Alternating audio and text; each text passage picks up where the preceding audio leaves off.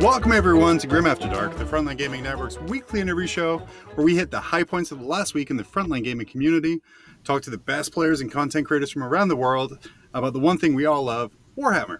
Obviously, that's why we're here. Tonight, we're joined by aspiring overlord himself, Marshall Peterson. You might remember him as the hero who came fourth on the day, but legally third in our hearts.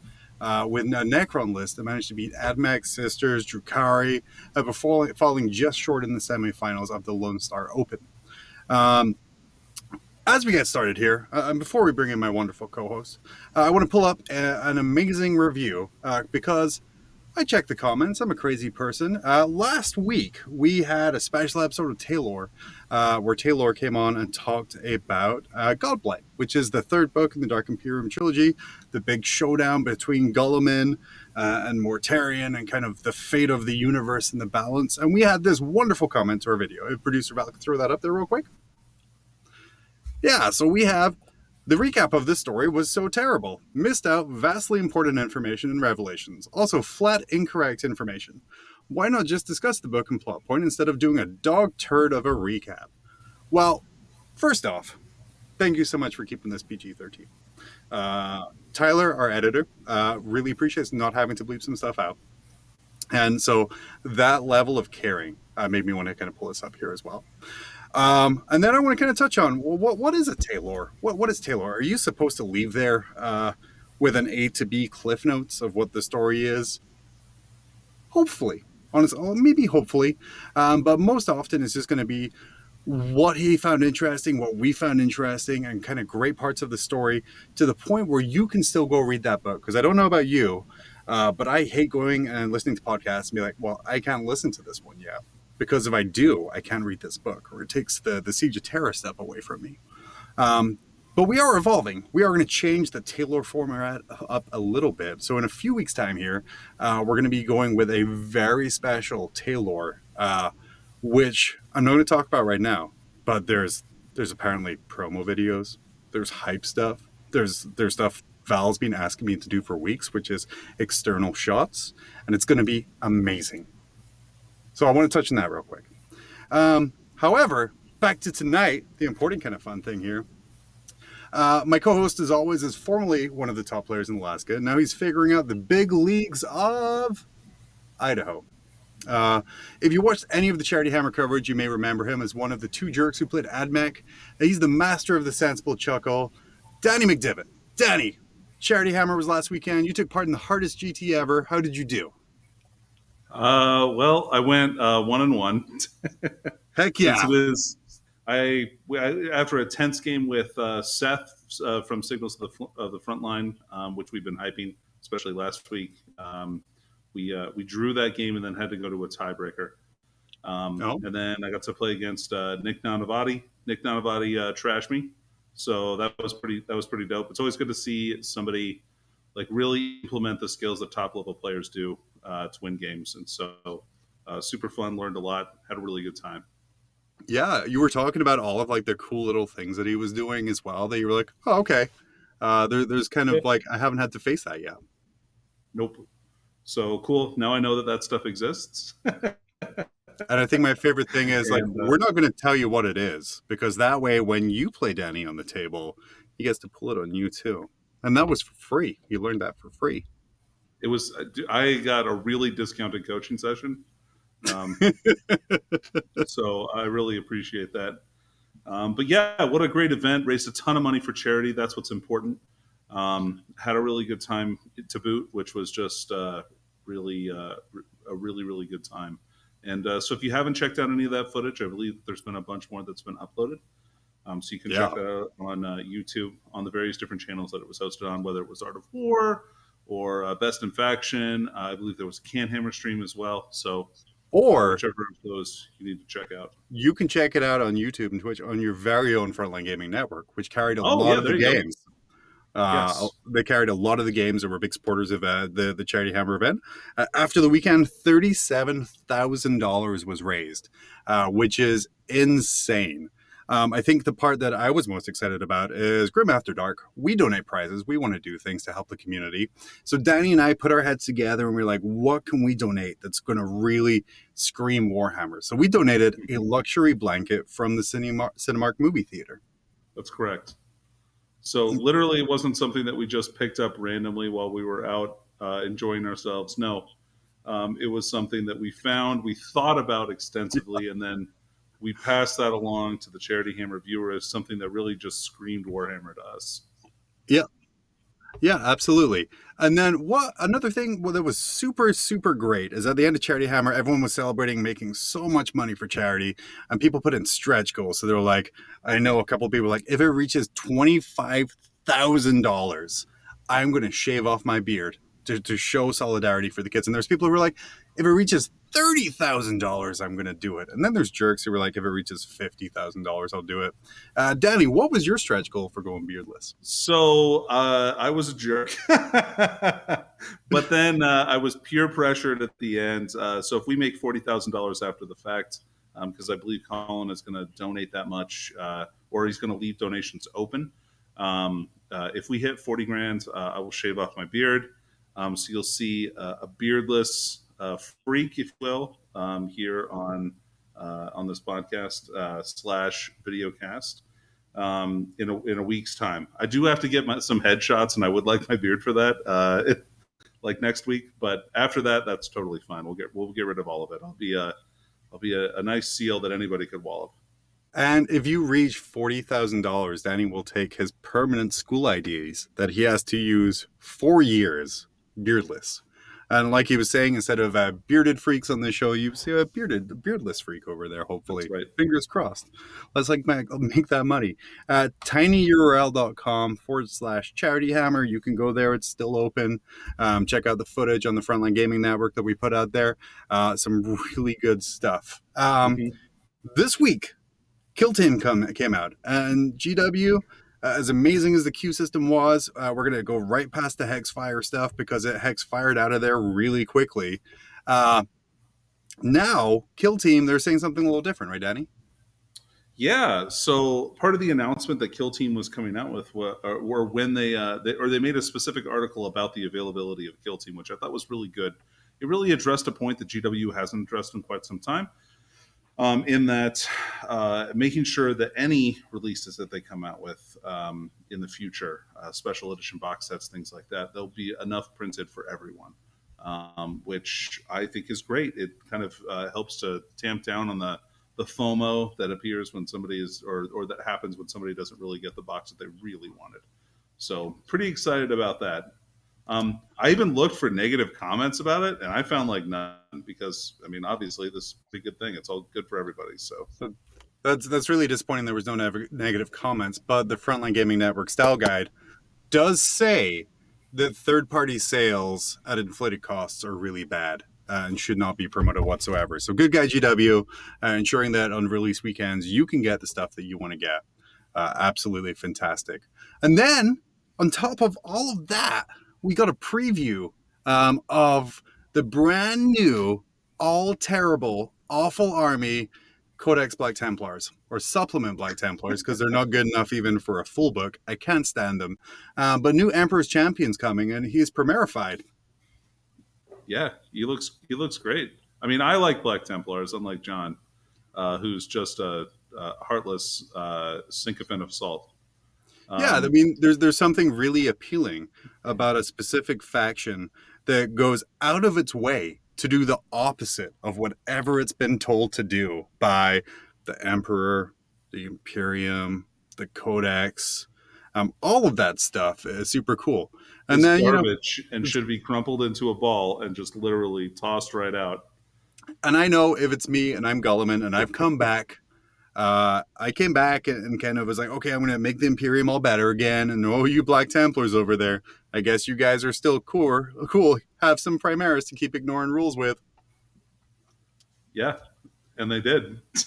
They did, yeah. And then the chat, Crypt Shadow, quite right, Black Templars are just edgy teenage sons who want to rebel. And that's it. They are the hot topic of Space Marine chapters. Oh, how can you even say that when Raven Guard exists? Come on. No, no. They know what it is. And for Raven Guard, it's not a phase. But for Black Templars, it very much is a phase because they're Oh, all I awful. see. Okay, so what you're saying then is that like Raven Guard are the scene kids, and then like Black Templars are just the kids who just shop at Hot Topic during the angsty phase of their teenage years. Yeah.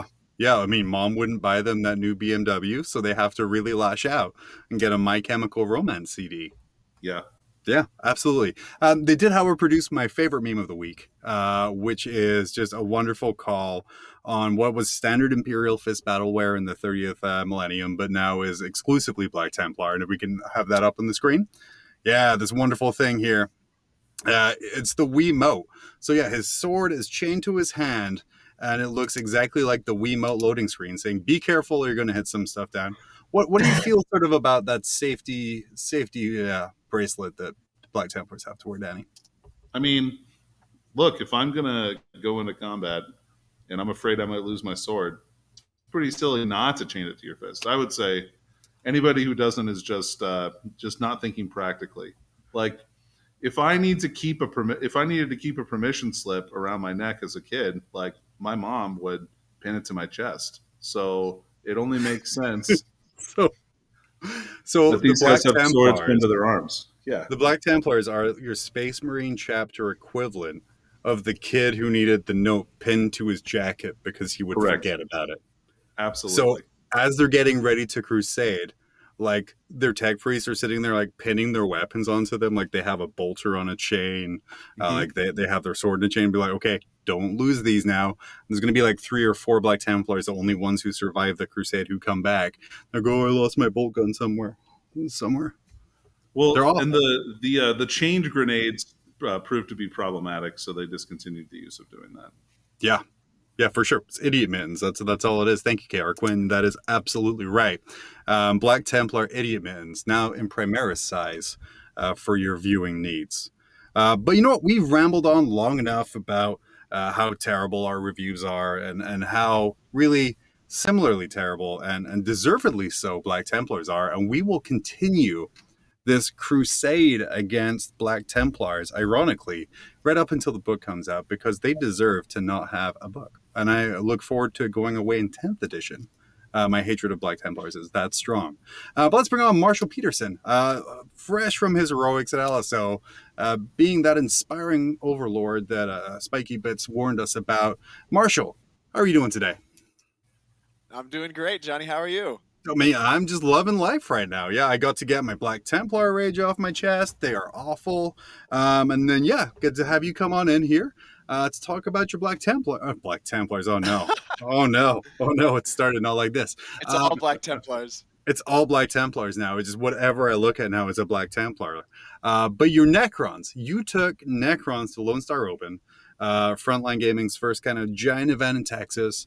An underpowered codex, something that wasn't going to keep up with the meta, especially with your carry, AdMech, and all that other kind of stuff running. You know, you did okay with it.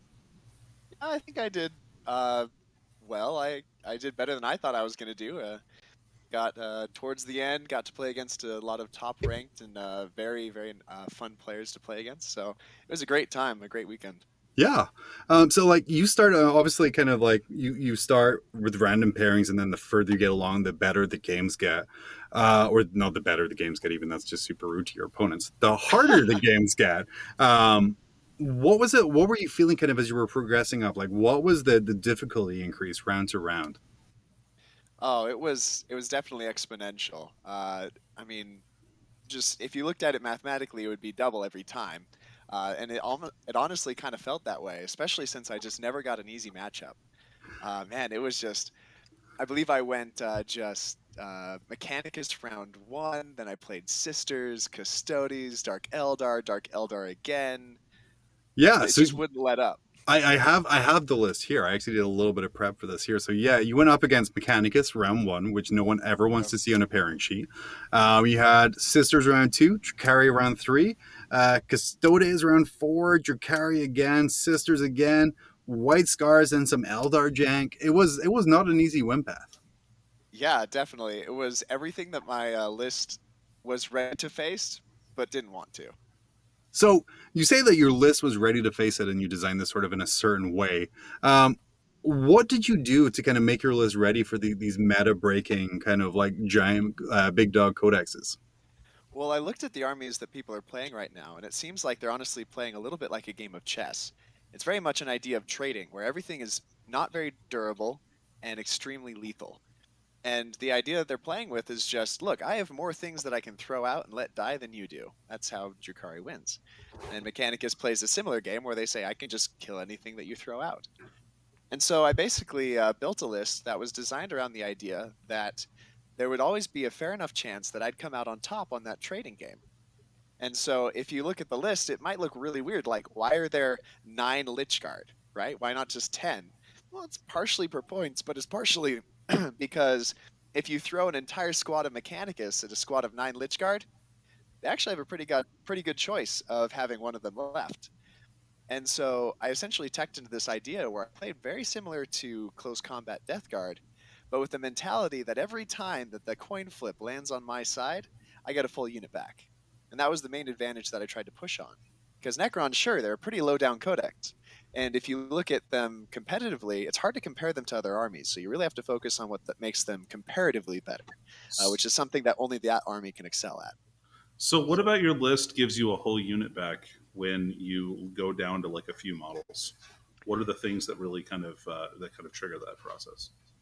So the things that trigger that process are your Resorbs primarily, and of course the Technomancer. With those two combined and active in the same phase, you're basically able to say, okay, if you shoot me with a squad of 20 Skitarii and I survive with 1 Lich Guard, I'll get 2 or 3 back just from the standard reanimation, and then the reanimation orb will then bring back, let's see, there'll be 6 more, so about 3 more after that, and then the Technomancer brings back another one after that, and suddenly you have 7 out of 9 Lich Guard alive again. Mm-hmm.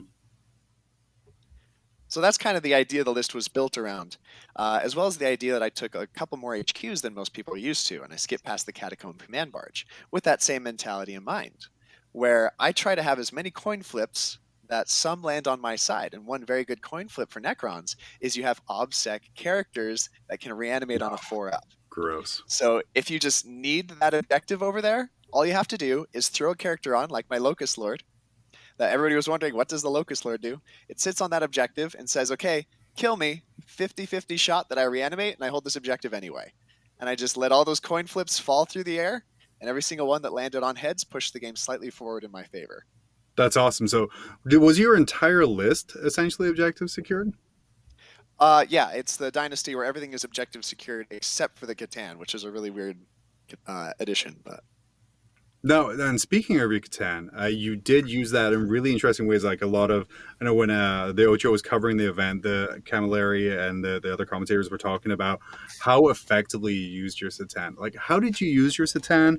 Like, how does it differ from how other people use it? And kind of what does that bring you?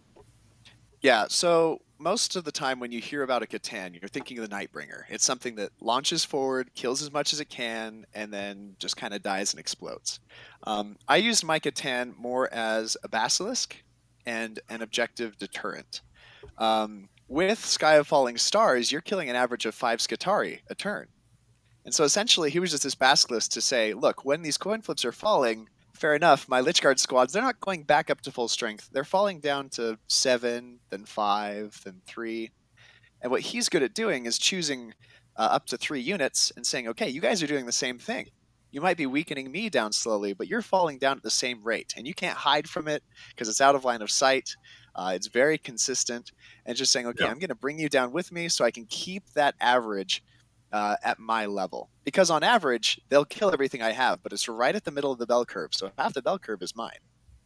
Yeah, so you sound like you did like a lot of math hammer for getting this ready. Was that kind of right there? Was this like an Excel spreadsheet before it was ever an army list?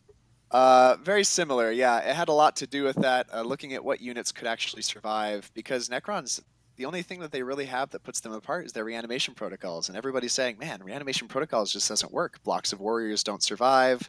Everything just dies. So it was basically just picking whichever unit had a fair chance. The Catan is one of those things that have a fair chance because you can only wound it so much. So sticking it on objective, so long as the opponent's not jumping on that same objective, you hold it. You're guaranteed it for the turn. That's one of the interesting things that I did with it is on the mission against, I believe it was the mission against the White Scars. Yeah. I took a mission secondary that required a unit to do an action and still be alive in my command phase to continue the action. Okay. A Catan can do that action. It's a pretty good target, yeah. Like the chances of going away is pretty low. Absolutely zero if you're playing against White Scars. And so it's something that's guaranteed. I for sure held the point with it. It for sure finished the action. And doing an action with a Catan doesn't hurt it at all because its ability isn't a shooting attack, a psychic ability, or a charge. So just finding those weird interactions and saying, sure, let's roll with it. That's all you can do with a Necron Codex. So a lot of the time when people are making lists, they're already going in with sort of specific secondaries in mind. What were sort of some of the secondaries that you had in mind when you were building that list, or kind of what were you building towards with it? That's actually kind of funny because I like to think that I had a couple, but after my game that I lost at the end against Sean Naden, the head TO walked past me and he's like, Marshall, do you even secondary? And I'm like, I guess not. The secondaries that I scored were actually pretty low. While We Stand, We Fight was a pretty common one that gave about 10 points back. That was the 2 Lich Guard blobs and the Catan. There's sometimes Retrieve Octarius Data was nice because I had Cryptothralls and other things that could teleport around. But it almost seemed like I never really went that far with secondaries. Honestly, the list is more designed to conquer primary.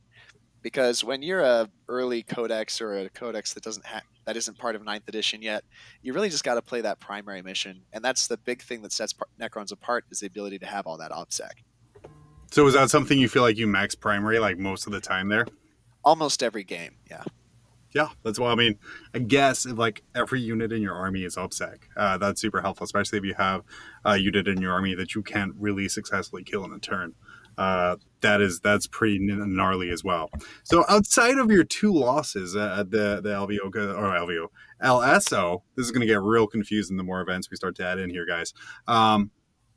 So you had a loss to Jakari against Nathan Fennell, and then of course you lost it to Sean Naden there. The other games there, what would you say was your absolute like toughest game where you're like, oh no? Ooh. It was actually interesting because almost all of the games were very close. If you look at them, there were very few that were further than maybe 13 to 15 points away from each other. And that's partially because I focus more on gaining points than I do losing points. However, I don't know, most of the games kind of fell pretty far in one person's favor quickly because of primary, but I remember I was very stressed during the Custodes game and during the first Dark Eldar game. During that Dark Eldar game, the first one I played, it was against the Drukhari list with 2 bombers, and they basically blew up. They blew up, I think, half of my troops and both of my HQs turn 1. Oh no! Yeah, and so I was looking at the map, and I'm like, "Well, this kind of sucks." And so that one had me pretty worried, and that was a big fight until the end. I think we finished off with maybe 13 seconds on the clock on one side. So it was just a brutal battle until the end. And then the Custodes game, he played a very interesting style where his bikes were taking full advantage of the terrain rules that the TOs had ruled. Oh yeah. And the TOs had ruled that you would be able to basically hang as much off of a terrain piece as the model can physically do without falling. And so we probably spent about 40 minutes of that game just putting a bike onto a terrain piece and watching it fall over until one time it stayed up. And like, all right. And by doing so, things could be done with the 5-inch vertical engagement range, where it could be sitting on a crate halfway off and then be above a Technomancer that was otherwise screened out. And he was just so good at playing with those little technical things that he just kept getting these advantages here and there, and it was hard to keep up. But fortunately, I think the matchup was a little bit in my favor, so I was able to get out of that one scathed but not killed. I gotta open this up to Danny here. Danny, hearing this sort of things gives me horrible flashbacks. Does this kind of terrain ruling mean we're all living in a Kev Mackey repulsor up on Ruins world again? Because God, I hope not. Yeah, I mean, I hope that's not the case for a lot of tournaments. That sounds really janky, and I don't care for that very much myself. But I Well, I believe guess the ruling came out of the fact that they didn't have a firm ruling, so they just followed it rules as written. I expect that in most tournaments that won't be the case, but the TO says what the TO says, and you Yep, just go with it. Like, that's it right. almost turns that game into like a Family Guy gag where you're just watching this guy trying to put a model on top of something. Like, oh, and like, well, it's your clock time. You do what you got to do, but I'll do my movement afterwards. You talked about some like specific terrain rules and kind of things that we're having. LSO debuted Frontline's new player place terrain system, which they rolled out after some feedback from ACO. How was that for you, and how did that kind of go into your prep? Did you prep for player place terrain at all, or did you just sort of show up and be like, well, I'm probably not going to die, so we'll reanimate? well, like you said, with the whole math thing that I did beforehand, where I basically ran my list hypothetically against all the meta stuff, the terrain definitely took a part. And I think the terrain did a really good job at making that top 8 as diverse as it was. Everybody was looking at that top 8 and they're like, wow, it's so crazy. Like, you have all these different kinds of players, all these different armies. And I think part of it is that the terrain kind of acted as a way for the tournament to debuff really strong armies without saying that's what they were doing. Yeah, because definitely if you have the chance to hide some of your units, that really reduces AdMax shooting down a bit. It kind of takes away some Dracaria things as well. Yeah, specifically with player place terrain, while the way they had it was really nice, actually, it's not like you could make a fortress. Yeah. It still made it so that each terrain piece actually mattered, which was really good against AdMech. You were able to actually hide more of your army, and it was more of a back and forth game rather than, oh man, this terrain placement is a shooting gallery. And then on the other side, it was very subtle, but if you look at the list of the terrain traits, everything that was a building had heavy cover, which gives a Oh, +1 to combat. that seems Which real good. exactly, which means that against, for example, witches, which were very common, my Lich Guards still get a 2-up save in combat. And so those two working together basically made the durability of my army a lot more effective, because my army did not kill much. If you watch the streamed games and you see my destroyers, they just sit there and create this little aura bubble of like, hey, you don't want to come here. But that's all they did. They didn't really follow through with anything. And so it was very much a game of just, okay, I have these units behind this obscuring if I'm playing a shooting army, or inside it if I'm playing a combat army. Just saying, okay, look, I have a great counter threat, and basically wanting to keep that game in that status of I win by default. If you do nothing, I win. And then just trying to use that and push that to your advantage. So did you come across people who figured that out really early, that okay, I'm gonna have to push real hard real soon? It was interesting to see, actually, because there's a big gap between those who look at their points and estimate what it's going to be at the end of the game, and when they're doing that. When I moved further and further into the tournament, you could tell they were counting out the points in their heads, saying, okay, what's the end score going to be? What kind of changes need to be made? And that made it a lot harder for me, because a couple of games, there was a few opponents that caught on really quick, but they would kind of look at it at the bottom of turn 3, for example, and they'd say, oh man, I'm actually falling behind on points. Like, they would score very high, like I mentioned before, but just a little bit behind me, and then they wouldn't have enough time to catch up. So that was definitely a big thing, and one that definitely helps, especially when someone's doing what I'm trying to do, which is just kind of stagnate the game. Is just really kind of keep track of everything. Just look at your score sheet and be like, what's going to happen if we sit here and do nothing? Oh, and then I see thought who's on the back foot. Stagnate your individual games. I thought you meant stagnate the game in general. Like, that was your master plan. Like, well, if I can't win the game, then I will just stagnate the entire edition for everyone. No, I actually had this game one time that I played against Dark Angels when they were at the height of their terror, and it was just Terminators and Terminators and Terminators. I was like, my army can't do anything against them. And we literally spent the entire game inside our deployment zones, and then about turn 4, I was like, okay, I maxed all my points, and he was like, oh, I'm only going to get 95, and I was like, okay. Oh man, that story is literally everything that is wrong with Warhammer right now, where you can have your little Dark Angel parking lot, and then you have a little Necron parking lot, and you're both hiding in each other's deployment zone, or in your deployment zone, and then you're like, okay, I got 100. Well, eventually you get to the point where the players are watching each other, and as soon as one realizes that's happening and they're behind, they have to act. So as long as both people are on top of it and figuring out what the end score is likely to be, one of them's always going to be pushed to move forward. But then you have the situations where they don't. And you have the unique situation of having finished 5 rounds and having 2 hours and 15 minutes left on both of your guys' chess clocks, which is just peak Warhammer. Oh, yeah, you go out, you buy each other a drink, you just talk about your life story, come back, Yeah, those are we're the like, best games, right? turn 3 now. I guess we'll get that started. I want to bring up something you mentioned, the Custodes player that you played against. John Camacho, he also had some Gaunt's Ghosts in there, which we were like, I think there was a lot of jokes about how you would never see in the competitive setting, like how they just give up assassinate points and they're going to be bad, and you have the infinite reusable hand grenades. But you came across him in like round 4, which means he already won 3 matches. How did you find that list and Gaunt's Ghosts in general?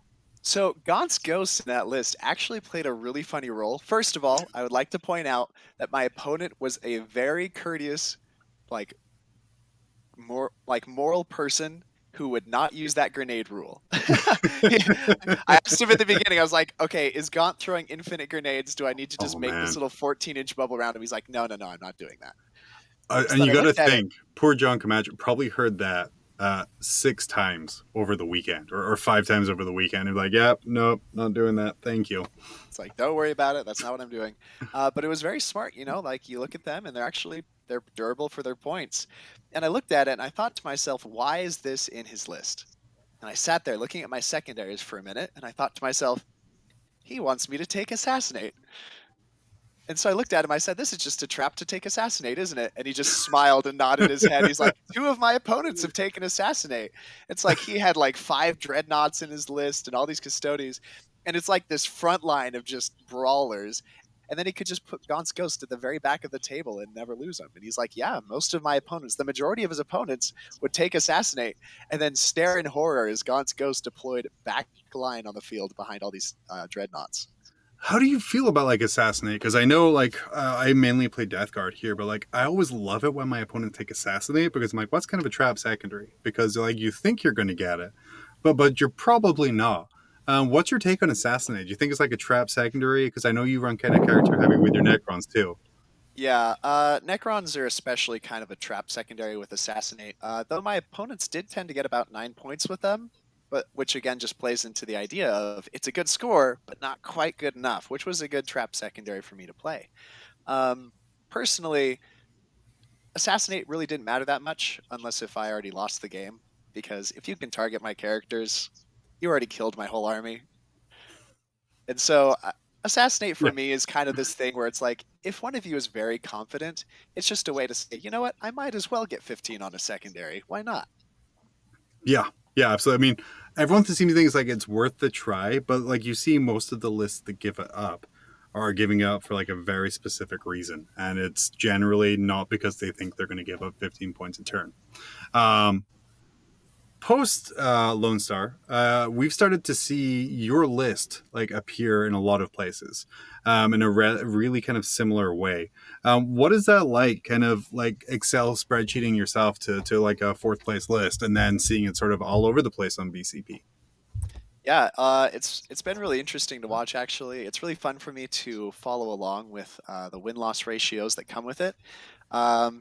And just kind of see like, okay, like are people getting what I'm trying to convey with it? Because with the list, it's really hard to see it for what it is. It's a bunch of combat units with a forward deploy.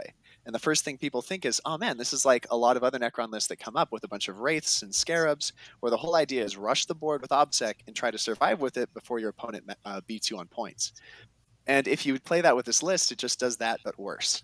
And it's really just to sit back in your deployment zone and just do only what's necessary to put you ahead on that win by default game. And so it's very flattering. Like I'm pretty new to the scene, honestly. Yeah. Like before this season, I really hadn't shown up much, mostly because I wasn't really playing tournaments. But no, I tried to find you, and it's really rude. You didn't do anything. Like you're like persona non grata in BCP up until like this year, pretty much. Oh yeah, pretty much. It was I joined the year that COVID hit. And so I only got half a season there. And essentially, the whole thing is just my older brother and I, we used to play all the time as Tyranids versus my orcs. And for a decade, we just played, evolving and adapting against each other. And then I came out and just went to college, started playing other random people. And I was like, man, why do I win? So I tried my hand at tournaments, and it's been super fun. I get a huge kick out of tournament scene, and the people I meet are so awesome to play against. Meet so many cool people. So it's been a really fun journey kind of jumping into the scene. So it's been cool seeing my list being this kind of copy and paste list that you always hear about. Yeah, no, absolutely. And you said you started during COVID. So what drew you to Necrons during COVID? So I actually started with I would play my Scions that I had, and I would play my Orcs mostly. But then when the new Necron Codex dropped, before any of the rules or anything, I just saw it and I said, oh man, that Void Dragon looks really cool. And that was really it. And then I just bought all the models that came out. The Codex dropped, and I was like, I can work with this. And I just took it to tournaments to see what happens, and it worked. That's awesome. So where did you sort of start out for Necrons? You mentioned that you like kind of loved the Void Dragon. So did you spend like a lot of time trying to build lists around the Void Dragon? Did you take him out, or kind of where did you go from there? Two RTTs, I would sometimes bring him out. But the list that I generally started with was a whole lot of Lich Guard around the King. Because I was like, man, this is so cool, this Royal Guard playing around the King and just the rerolls to wound. And then people started showing up with Dark Lances and Las Cannons, and I was like, ooh. So that was a really big shift away from that. And I started reevaluating the whole Necron Codex and saying, what can this do better than any other codex? What strategy can I take that wouldn't simply be better using a different book? And essentially what I came down to was mortal wounds or durability. And so for the list that I've been bringing are either Mortal Wound spam Catans, which are probably going to get less effective as Grey Knights and Thousand Suns drop out, able to activate in every phase, plus some. Yeah. But it was either that or the durability. And so depending on the meta, one of those is better than the other. And so that's just kind of what I teched towards. Yeah. And then we have a quick question from chat about your game against Sean Naden at the end there. So we Kara Quinn. So what's your game versus Sean? Disclaimer, teammate. So it's probably like a horrible biased opinion here. What happened at the end from your viewpoint? Because apparently it was really close and then it wasn't. That's interesting because from my perspective, it was actually quite the opposite. Because I actually scored a lot more of my points later on in the game when I took one flank, because it was a Dawn of War deployment on the long side of the table, and I underestimated the output that his army was going to have. I looked at the durability of my army, and I'm like, he's teching much into the same thing that I am, which is taking care of a lot of low toughness, low save models. And so I thought maybe against my army it wouldn't work as well. So you saw a really early push in the first couple turns, and then you saw me kind of realize, oh man, he has the tools to take down these early pushes. So I need to bring the area of influence that my army has and shrink it down. And the way I did that was taking one of the triangles off to the side of the board. By doing so, I had a much smaller area that my army was able to respond throughout. And I got a lot more points by doing so. My primary started going up. My Purge the Vermin started going up. Everything started increasing once I did that, and actually got a lot more points later on. So I feel that if I had realized that a little bit earlier on, it might have been a little bit closer, because it really started off with him definitely on the upper hand. And it's just, he's such a good player. Like, it's crazy the things that he does. Like, he targeted my Immortals first. And when you look at my army, you think, man, the Immortals are the least scary part of that list. But he saw it as, if I kill the Immortals, he doesn't have a lot of ways to respond to flanks because my individual models are pretty slow. Yeah. So without ranged output, if he puts Harlequins over here, I can't get over there as quickly. So it was really smart to take out the threats that weren't so much more dangerous, but more important to the counter strategy that he was employing. Yeah, absolutely. And we tend to learn more from defeat than we do for victory. What's something you took away from that game against Sean that you're like, oh man, I'm going to add that to the tool set, or I'm not going to be fooled by that again? One of the things that I took away from that game, first of all, was watch out for Sean. Fair. But second of all, it was this idea where I pre-measure and remeasure things all the time. I'm constantly around the table saying, okay, how far away is this thing? How far away is that thing? And kind of thinking, okay, how many movements would it take to get this unit over here? But I was always doing it in accordance with my opponent, measuring out, okay, where's the angles by which my obscuring is activating and stuff like that. And so Mm-hmm. I started learning towards the end of that game to say, okay, I need to start measuring distances between my own units, not even the characters, but like these other units, to say, okay, what is my response time? Because that's what he really beat me down on, is my response time. I couldn't respond to what he was doing fast enough. And so that was definitely something that kind of logged away in the back of my mind and just said, okay, that's something I need to pay attention to in the future, and to make sure that all my units can respond to someone around them. Like, make sure everybody's helping out, nobody's alone. Yeah. And it definitely seemed to help out there too, and is a really great thing to take in the future, especially when you're going for craft world and you're going for no, you're not even going for craft world. What am I saying? You're going for a Mechanicus and Dracari and like medalists like that. Then all of a sudden you're like, oh, Eldari Harlequins. This is new and unique. Yeah. Yeah, and it's also like I can't stress enough, guys. You learn way more from losing. That's why I have learned so much in Warhammer in the last year and a half, thanks to Danny kicking me in the rear quite a lot. So we're done with LSO now. You're kind of moving on to pastures new.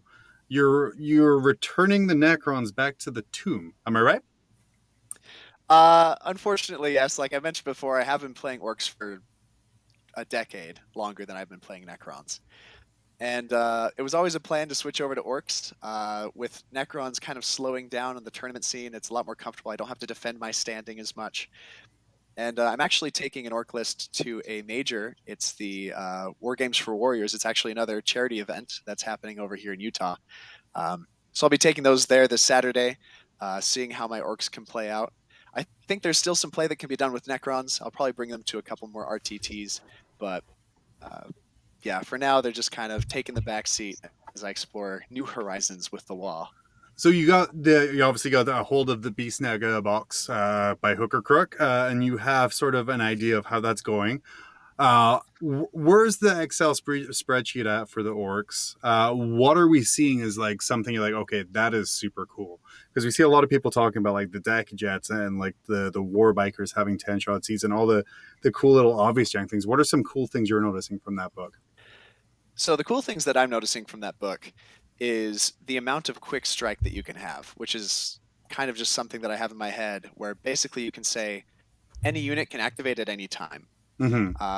One of the big things that people are sad about is that Storm Boys can no longer be taken in squads of 30. People online were saying, oh man, I can only take 45 Storm Boys. Half my Storm Boys I can't legally play anymore. And I thought to myself, that's really interesting. Why would they do that? And I think it's because Storm Boys are really good. And the playtesters said maybe 90's a bit much. Because they're just so amazing. They got the extra toughness. They got the extra AP on their weapons. They don't all explode when they fly anymore. There's only a 50-50 chance that one explodes. They can respond basically anywhere on the table with their auto advance. And they just blend. It's insane. And then they dropped a point, unlike everything else. People are like, oh man, yeah, everybody got an extra toughness, but they went up in points. Storm Boys, they dropped in points. And so I'm building all these lists and looking around, and that's kind of like the positive take that I have. On the flip side, I kind of have a hot negative take. Oh boy, throw it at me. I do not think squig buggies are as good as people think they are. The Rocket Truck Squig Wagon, right? Did I get that right? The Rocket Truck Squig buggies, yeah. I think they're really exciting right now because they're one of the most improved.